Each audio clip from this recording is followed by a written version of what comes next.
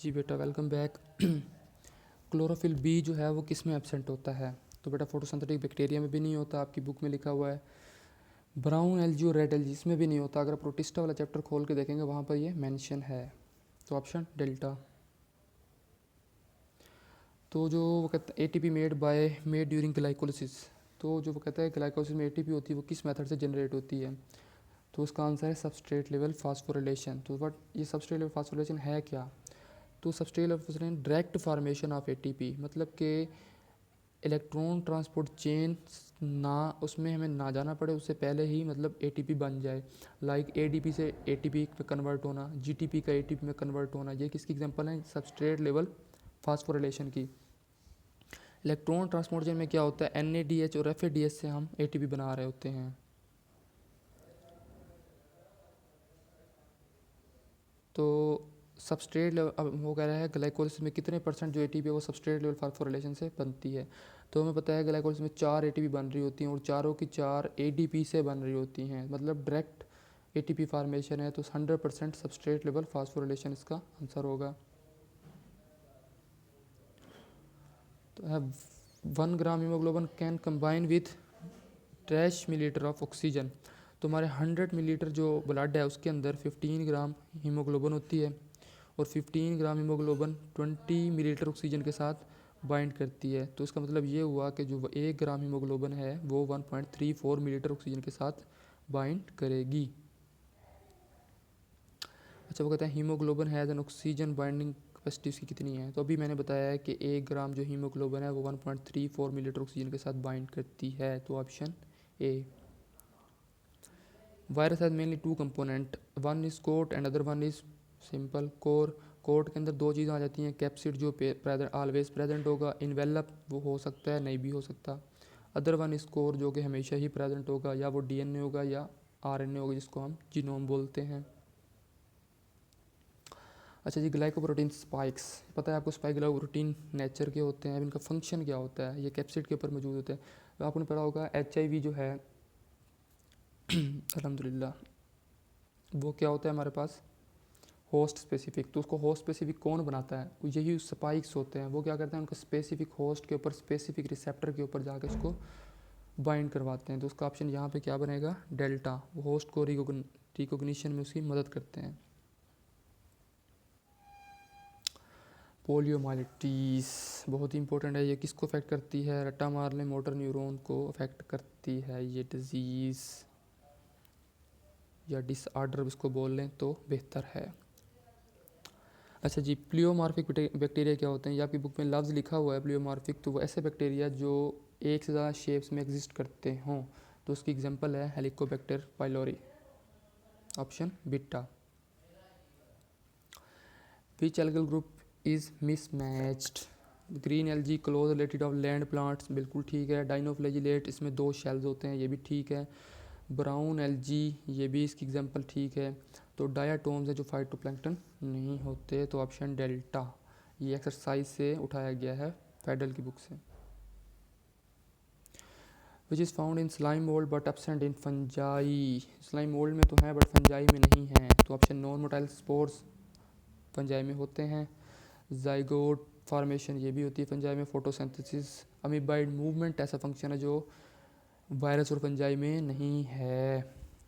तो फंजाई में हमारे पास नहीं है अमीबाइड मूवमेंट।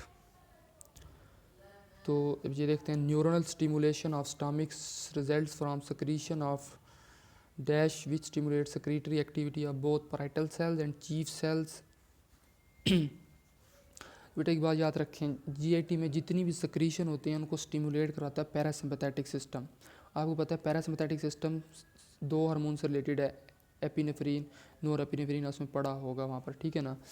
तो यहाँ पर इसका आंसर क्या होगा? एसिटाइलकोलिन हमारे पास पैरासिम्पैथेटिक से सक्रीट होता है और वो हमारे पास जाके क्या करवाता है? अपना डाइजेस्टिव ट्रैक की अपना सक्रीशन को कंट्रोल कर रहा होता है। अच्छा, excess intake of dash cause obesity. तो क्या चीज़ लेने से ओबेसिटी ज़्यादा? ज़ाहिर है अगर लिपिड ज़्यादा लेंगे तो लिपिड स्टोर हो जाएंगे, ओबेसिटी हो जाएगी, लेकिन यहाँ पर लिपिड का ऑप्शन नहीं है।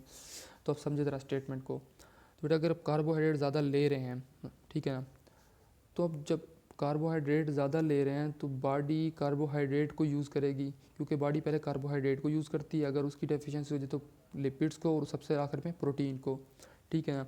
अब कार्बोहाइड्रेट ही ज़्यादा ले रहे हैं तो बॉडी उसको यूज़ करेगी, वो लिपिड्स को यूज़ नहीं कर सकेगी, तो लिपिड्स क्या होंगे, स्टोर होना स्टार्ट हो जाएंगे बॉडी में और क्या काज करेंगे, ओबेसिटी। Option A. अच्छा, bacteria and large intestine human, तो ह्यूमन के अंदर जो अपने लार्ज इंटेस्टाइन बैक्टीरिया होते हैं वो कौन से विटामिन सेंथिसाइज करते हैं, तो विटामिन के है और दूसरा हमारे पास biotin. What is the name for the transfer of genetic information from one bacterium to another bacterium by phage. तो बेटा बिल्कुल एग्जैक्ट स्टेटमेंट है, इसका आंसर क्या होगा, ट्रांसडक्शन। एक बैक्टीरिया से दूसरे बैक्टीरिया में जेनेटिक इन्फॉर्मेशन का ट्रांसफ़र होना बाय फेज ट्रांसडक्शन कहलाता है, ये देख लें। अच्छा जी, नेक्स्ट चलते हैं, ह्यूमन मेल्स, ये भी नाम्स में आया हुआ था इस बार। जो इनिबिन है वो कौन सक्रिएट करता है मेल के अंदर, तो मेल के अंदर हमारे पास दो टाइप के सेल होते हैं, एक सर्टोली सेल्स, दूसरे हमारे पास होते हैं लेडिक सेल, जिसको हम बोल रहे हैं इंटरस्टिशियल सेल्स भी कहते हैं, ठीक है ना। तो सर्टोली सेल है जो हमारे पास इनिबिन सक्रिएट करते हैं मेल के अंदर, ठीक है ना। अच्छा, दूसरा है विच of the following structure connects the testis with epididymis. ये एमसीक्यू, बच्चे बहुत कंफ्यूज होते हैं इसके अंदर, इसको देख लें, इसको समझ लें। ये आपके यूएचएस में एक पास्ट पेपर में भी आया हुआ था, वहाँ इसको थोड़ा चेंज करके दिया हुआ था, मैंने इसकी स्टेटमेंट थोड़ी चेंज की है यहाँ पर, ठीक है ना। तो एपिडिडिमस के साथ टेस्टीज़ को कौन कनेक्ट करता है, मतलब उसका कहने का ये है कि टेस्टीज़ और एपिडिडिमस के दरमियान कौन सा पार्ट है वो बताना है आपने, ठीक है ना।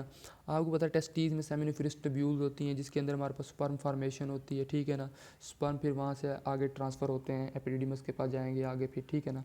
तो टेस्टीज़ के अंदर सेमिनिफरस ट्यूब्यूल है, सेमिनिफरस ट्यूब्यूल से एपिडिडिमस तक स्पर्म किसके ज़रिए जाएंगे वो बताना है आपने। तो उनके दरमियान जो पार्ट होते हैं दो के दरमियान, वो होता है वाजा एफरेंटिया, रेफरेंशिया। जो हमारे पास वाज रेफरेंस है वो एपिडिडमस के बाद आता है, बच्चे कंफ्यूज होकर वाज रेफरेंस लगा देते हैं कि इनको दो को कनेक्ट कर रहा है, हालांकि वाज रेफरेंस ने एपिडिडमस के बाद आना होता है। तो इसका ऑप्शन क्या है, बीटा, ये देख लें आप नीचे।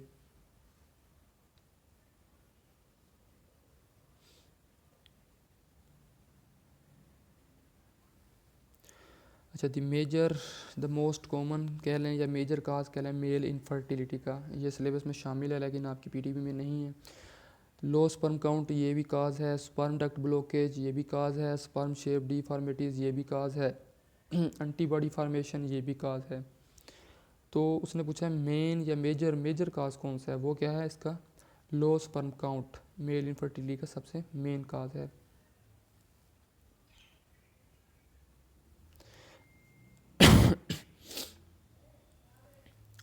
अच्छा जी, ovaries are not involve directly, ये भी क्वेश्चन आया हुआ था नम्स में। तो ओवरीज किस में इन्वॉल्व नहीं होती, ओवोल्यूशन, ज़ाहिर ओवोल्यूशन में होती है, एस्ट्रोजन प्रोडक्शन में भी होती है, प्रोजेस्टेरोन प्रोडक्शन में भी, एचसीजी प्रोडक्शन में नहीं होती। HCG hormone basically placenta secrete करता है। जब ये आपके यूरिन में एचसीजी आए तो ये किसको इंडिकेट करता है कि प्रेगनेंसी डेवलप हो चुकी है, क्योंकि प्रेगनेंसी डेवलप होगी तो प्लेसेंटा बनता है, ठीक है। ओवोल्यूशन में भी होगा, एस्ट्रोजन प्रोडक्शन में भी, प्रोजेस्टेरोन प्रोडक्शन में भी होगा, ये देख सकते हैं।